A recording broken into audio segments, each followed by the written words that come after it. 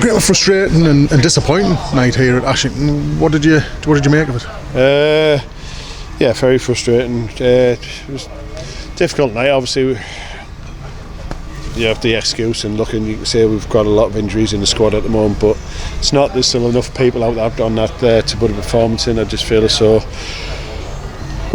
people are waiting for things to happen at the moment. The intensity levels, we're trying to be a bit too clever on the ball, which we spoke about. We're not trying, but I want to play the game they have, but the ball's in good areas and squeeze and then play football. But we're just not doing that, especially like I said tonight. The intensity levels too slow, move the ball, not enough runners, and then the reactions. But it's the first and second balls, which is frustrating. I don't see the desire enough and the fight to go do that. And come to Ashington like that, they're right up for a game, like rightly so. I think they're in the FA Cup on Saturday, so this is a massive game for them. And like I said, we've got to be matching that and more, especially going into where we are at the moment. So just like you started off, I should have just said frustrating. It feels like the theme that you said it was on Saturday after the game against Whitby. There was elements of that again tonight, wasn't there? Yeah, no, that's why I feel that is the frustrating part of it. Is you're seeing things on the pitch what shouldn't be happening, and frustration and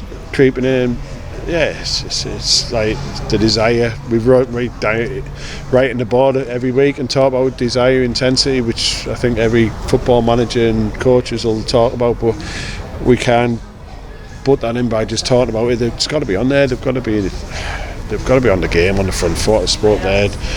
To win football games, you've got to fight for every touch of the ball, fight for every scrap, and I'm not seeing enough of that. I know it's pre-season and there's a lot of swapping and changing and people, the injuries, and which is frustrating because I'd have liked to been going into this final week with a set idea of where I want to be. At the moment I'm scrambling around today, getting the right players on the pitch and adjusting people, so that part frustrates me, where I want to be, but we've got 11 more days to hopefully get that sorted. Yeah, just to fine tune things, and there's no one pressing the panic, but I know you don't pay attention to results in pre-season, although this one's a shocker. You're not going to press the panic button. No, I'm looking at performances and I want good habits. We should be building good habits, and that's the frustrating thing, is we haven't had probably any consistency with that. We've had little moments, I think, in Shildon concert like that. We've seen really good positive signs.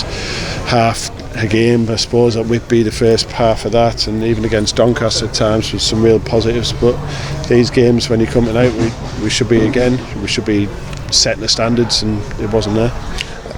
A couple more injuries to talk about as well. I mean, the one that threw me, I didn't even know Brad James until half time. I didn't realise that Brad wasn't in goal because he was due to start. Yeah, he was in the warm up. He could feel the little twinge in his I think it's his hip flexor, so we didn't want to push his pre-season. There's a few niggles. We didn't want to push anyone tonight, so there's a couple of lads, like I said, at the moment we've got Dane's out with his fractured cheekbone. Junior's had an accident on the weekend, so he's going to be missing for a while. Dan Rowe hopefully should be back. We've got Nathan McGinley in another week or so, and then obviously Brad today. So you're looking at where you're trying to get a set squad and set team and be building them habits. We're not getting the players on the pitch to be on the pitch at the same time enough, but that's still no excuse for tonight.